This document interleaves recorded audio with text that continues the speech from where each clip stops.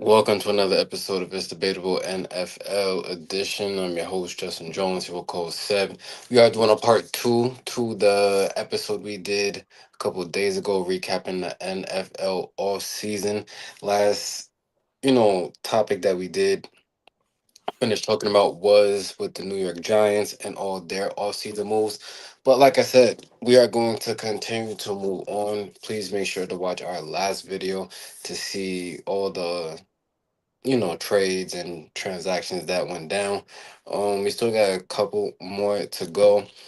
For those just seeing this episode, though, we are doing the hash it or pass it method. Is something we did a couple of years ago during the NBA offseason. We have not brought it back for the NFL season.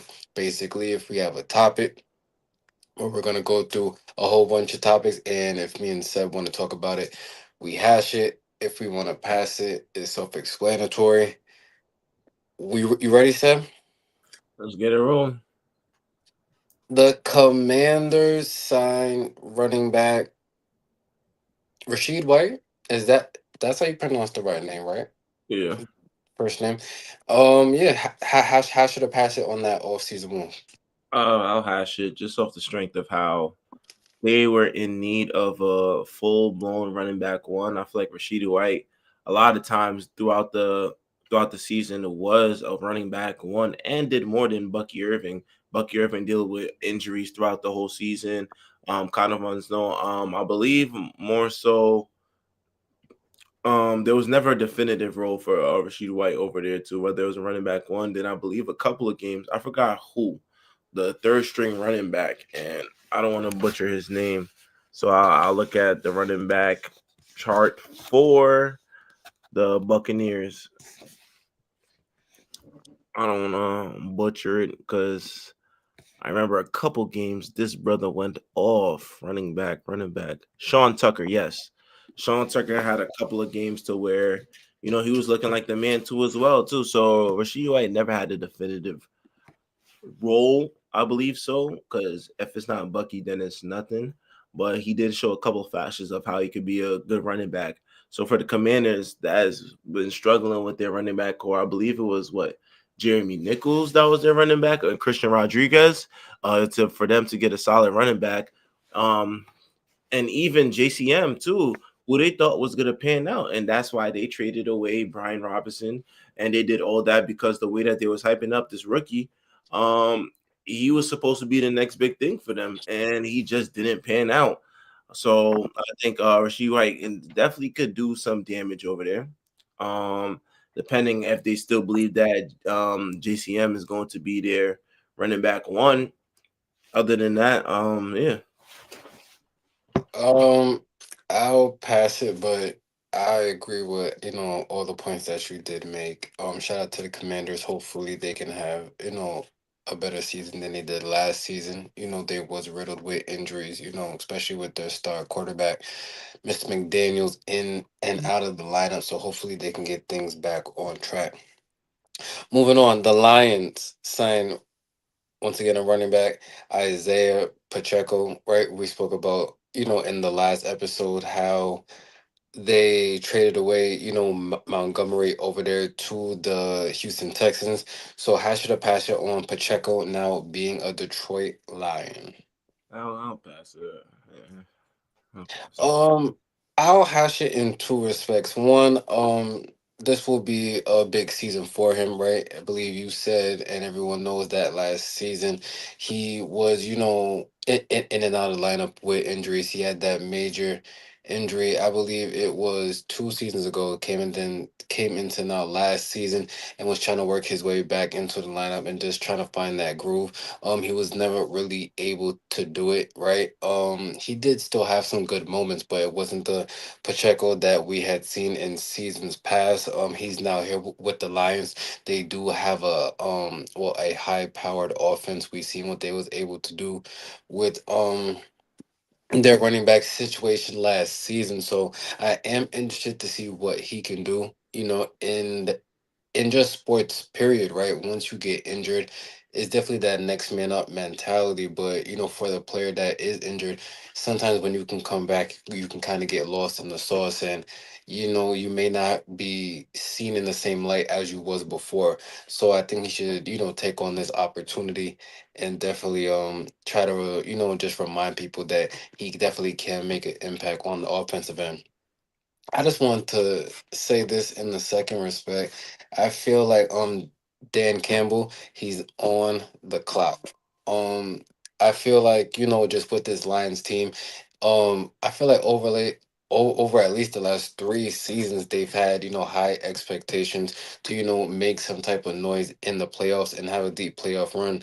And every time they have gotten there, they seem to have wet the bed and they have not looked like the same team that they have looked like in the regular season, right? He is definitely a coach that has been known to take a lot of gambles in a lot of, risky situations. Sometimes it has paid off and sometimes it has not.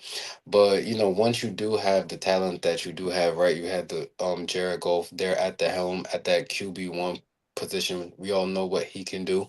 And just with all the other offensive weapons that they do have, right? And with the pretty decent defense. I definitely think this season, if they do not reach the expectations that are going to be on them as we, inch closer and closer to this next regular season, that could be a coach that, is possibly let go. So the Lions are looking at a very, very, interesting season coming up.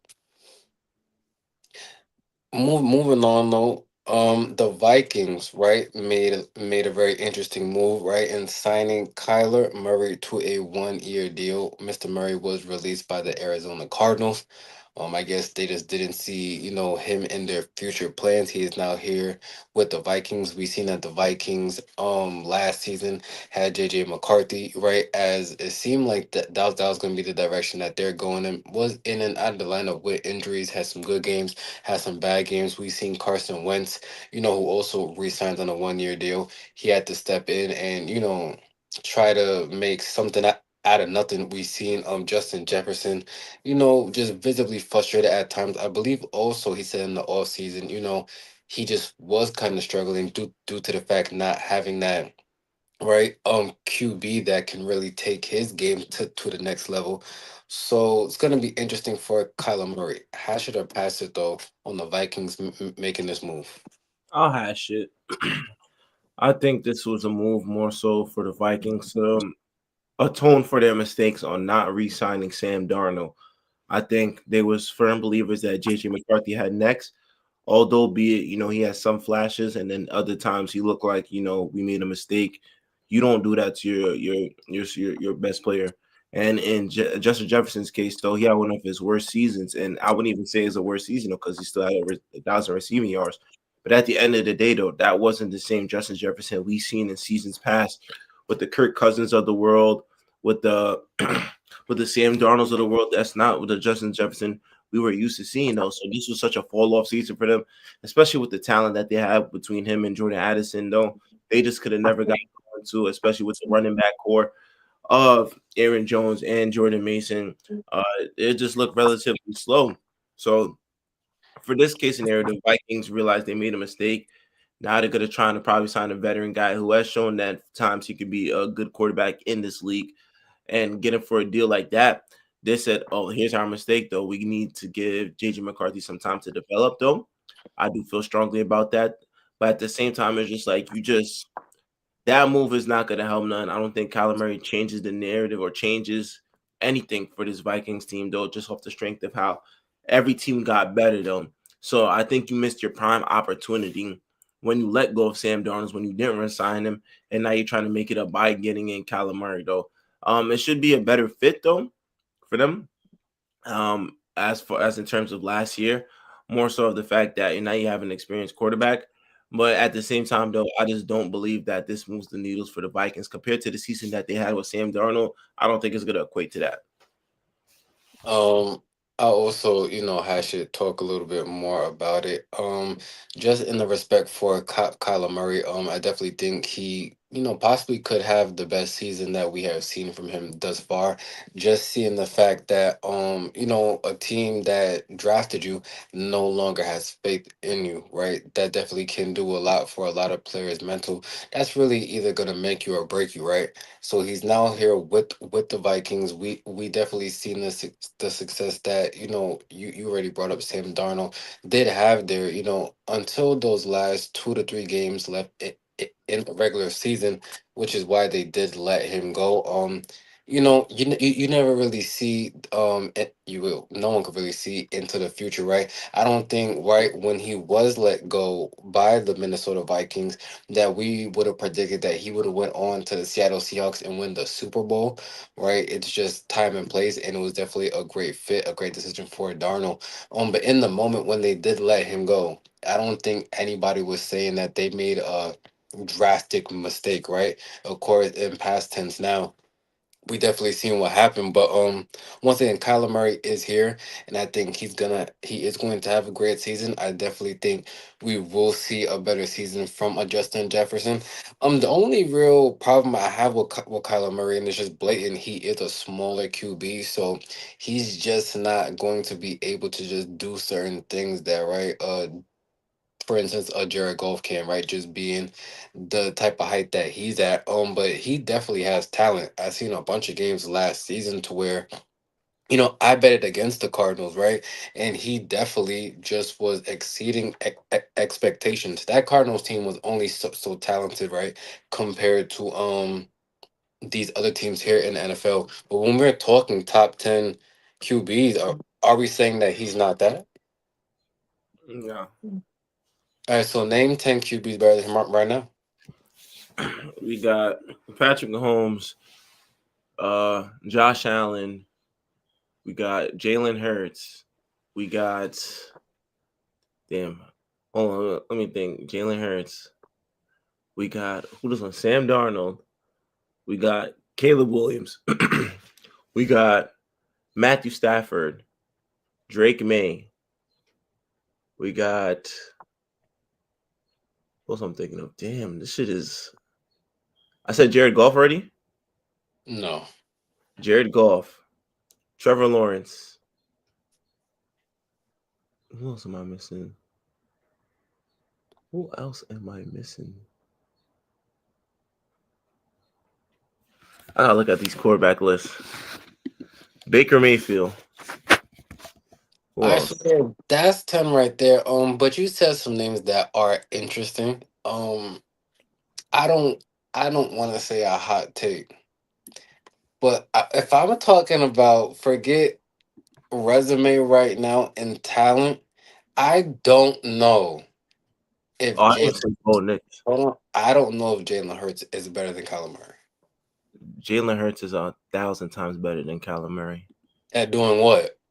at throwing the ball and at So scoring. then, so then, why were these receivers complaining about him then? If he was so good at throwing the ball. There was only one receiver that was complaining, and in the biggest moment, he dropped 3 good catches. All right, but throughout the season, was the narrative not on Jalen Hurts that he couldn't even throw the deep ball consistently? And if you don't want to say Jalen Hurts, there's other quarterbacks I'm No, no, looking. no, I understand. I'm just going with some of the names that you said. I'm just thinking about talent and putting people in the right situation because the right system and everything matters in sports. We both know that. We're talking about pure I talent, didn't say Joe Burrow. Oh my God, I even say Joe Burrow. right? And drafting teams. I think Kyler Murray, once again, based off talent, is better than Jalen Hurts. Shout out to the Trevor Lawrences of the world. That's not a big discrepancy. Like we can't act like Kyler Murray was playing like bullshit. Like we just can't act like that. This season, Just the season that just happened. nah, Trevor Lawrence had a way better season. I'm not disagreeing with you, but the system you are in, the talent you have matters. So Because now look, and I'm gonna go back to Jalen Hurts. You put Joe Burrow on that team. Do they go on a deeper run? on which team? If you put Joe Burrow on that same Eagles team, Nah, What's the deeper run? The deeper run is winning a championship, and Jalen Hurts did it at the highest So you level. wouldn't have been more. Hold on. Let me get this straight. You wouldn't have been more confident with Joe Burrow at the QB1 on the Philadelphia Eagles than Jalen Hurts.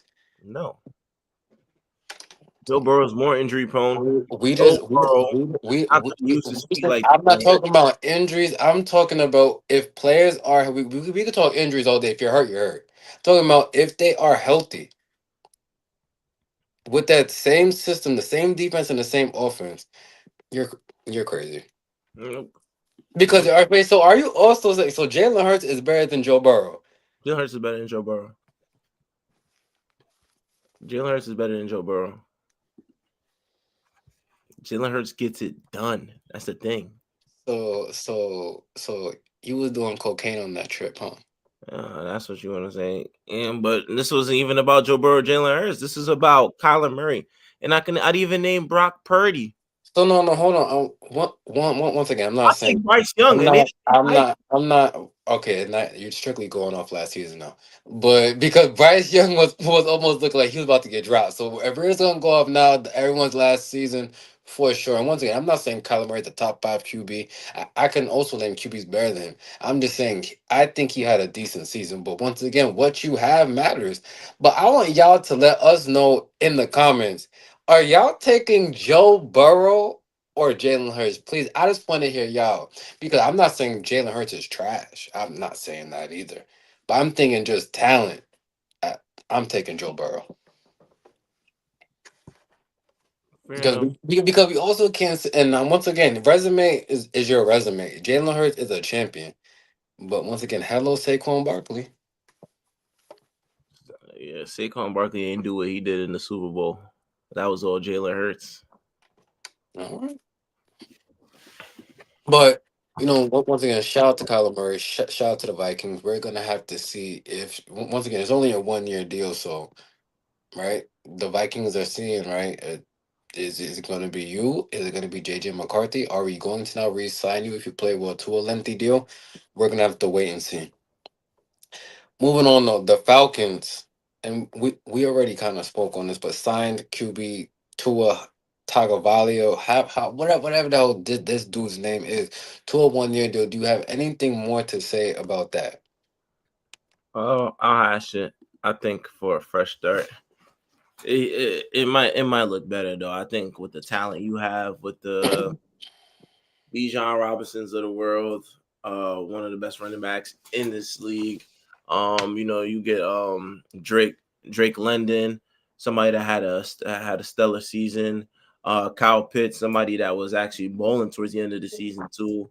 Uh, I think you could do something right there. The only thing that I question was the loss of Tyler Algier, and Darnell Mooney. But other than that, though, I think you should be all right. You're not gonna do nothing crazy though, but you could do your expectations are going to be a little better than what it was in Miami. I'll put it like that. I'll put it like that though, especially in the conference that you are in. Let me just double check the Falcons conference because I'm pretty sure it's not a good one. Let me conference.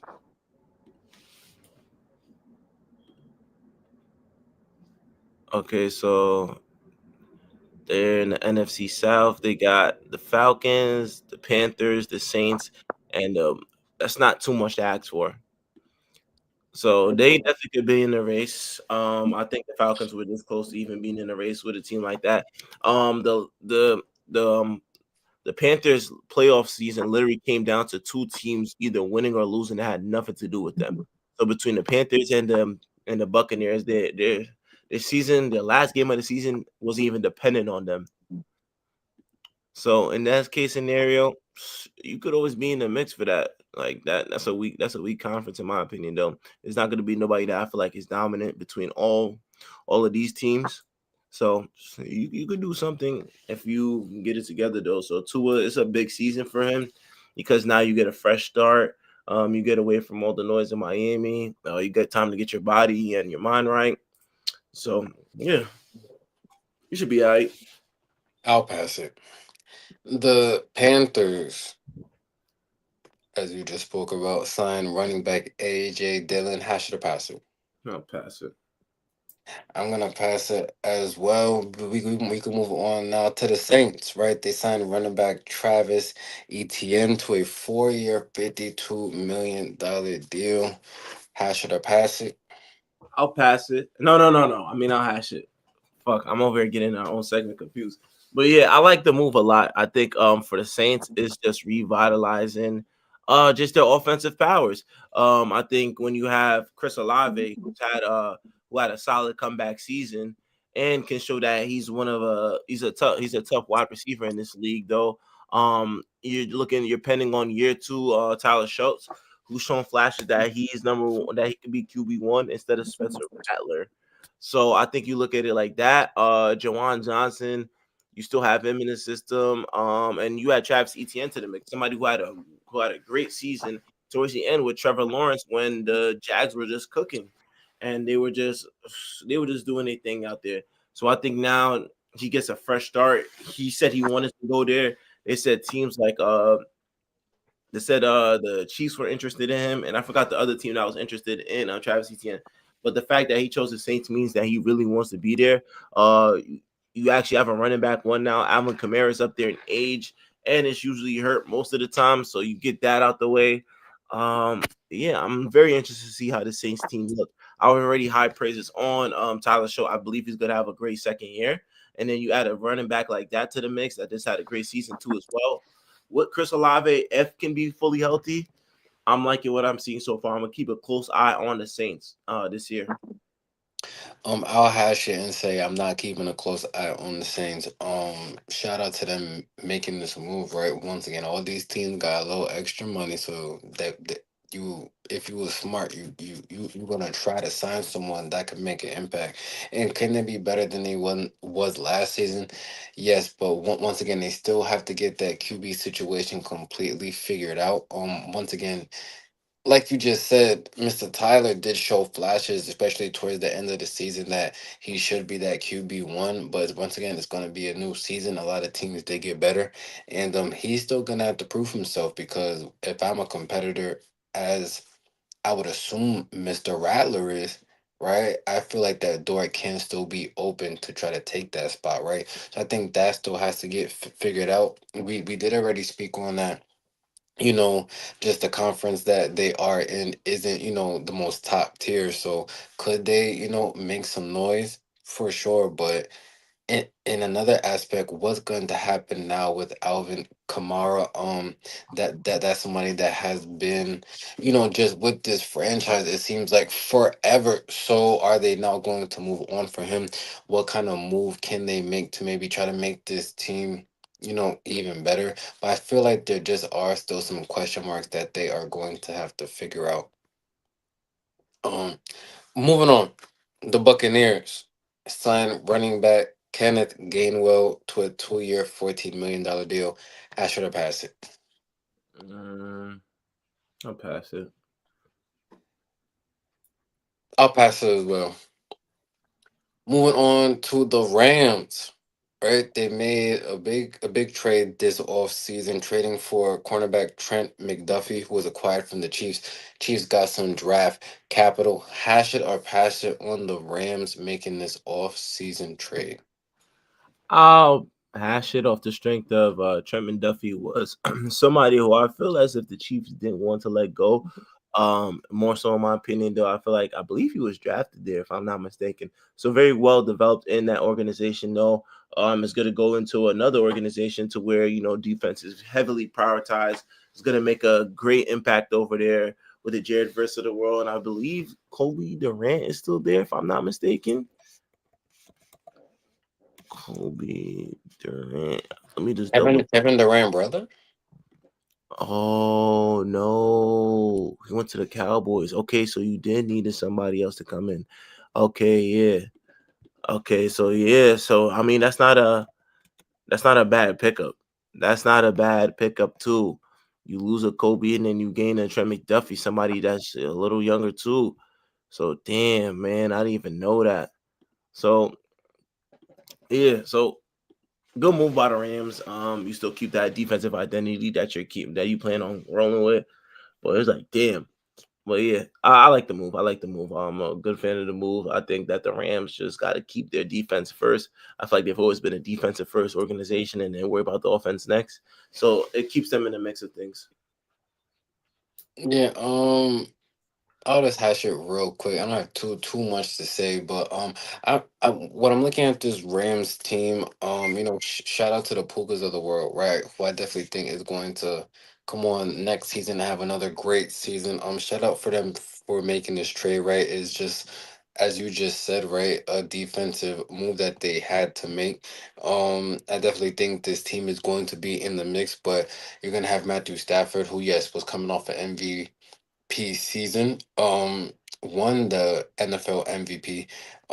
But is going to be 1 year older, right? We did hear about some the back problems that he is having, the NFL, just taking them hits add up over the years. Also, what's going to happen with Devontae Adams? He's also going to be a year older. So this is definitely going to be a team to have your eye on. I don't know if they have the exact amount of same success that they had in the previous season, because what we've been saying right this whole episode is that damn near all these teams have gotten better. So, and they felt like, last season definitely could have been the year for them to win it again. They just came up short. So it's definitely going to be interesting to see what transpires. Um, Lastly, the San Francisco 49ers signed wide receiver Mike Evans to a 3-year deal. Hash the passing. I'll hash it. I like the pickup though. You add another veteran experience in this mix up with just the Niners. My only question mark is health. And for this Niners team, that's just been the biggest problem. They've always been a good team. They've always been, always in the mix of things. But I feel like health has always screwed them over. Whether it was between Brock Purdy, whether it was between in defense, I'm missing. Whether it's between who's that kid that they drafted? Fuck, I forgot this kid name. Forgot about him. But yeah. Either way, just in general, I'm gonna put it like that because I'm forgetting names right now. I don't know why, but health has just been their biggest priority. I think more so. It's just been tough for them. And Mike Evans is just somebody that came off last year, his first time not having 1,000 receiving yards in the season, and due to having an injury, how healthy is he going to be? George Kittle is still out with the Achilles tear. And it's just a lot of questions you're gonna have to ask. You do lose a Jawan Johnson, not bringing him back in free agency, so that's a good addition by subtraction. So I like the move though. I think he's gonna fit right well in the Niners system. I think Kyle Shanahan's gonna have a good scheme for Mike Evans, make him very a vital part of the offense. Um, I'll pass it because fuck the 49ers. Nah, let me stop. Just shout out to them for making this move. You said really what I was gonna say. We all seen what happened last season to where they was riddled with injuries, right? We all know that they definitely have the talent, but I almost forgot that George Kittle did tear it, right. His ACL really that was in the playoffs. Was it in the playoffs? Yeah, it was against the Eagles. Right, so if they're probably not going to see him for the entirety of next season. You still will have the McCaffreys of the world, right? We're going to see what Brock Purdy can do. Can he continue to elevate? But we're just gonna have to sit back and see. But health is very, very, very important. Um, and if you don't have that, man, you are cursed. But I want to thank y'all for watching this NFL season off season recap. Now, yes, once again, we already know some of y'all gonna say, but we didn't talk about how the Philadelphia Eagles re-signed their offensive line. Yeah, we get it. All right. If you want to hear someone talk about that, go watch Dan Orlowski. All right, and he'll talk about it for you. We're not gonna cover every single transaction, or this would have been a 9-part episode. Sorry, it was not gonna happen like that. But we do appreciate y'all for watching. Let us know in the comments though, what was the best off-season move and what was the worst off-season move. Also, once again, let us know in the comments because we'll probably come back to this debate. Joe Burrow or Jalen Hurts, who would you rather want as your QB1? Please make sure to like, comment, and subscribe on this video. We will be back with more NFL content, especially as we get once again closer and closer to this next season. Follow us on all social media platforms. That is debatable double underscore Jersey.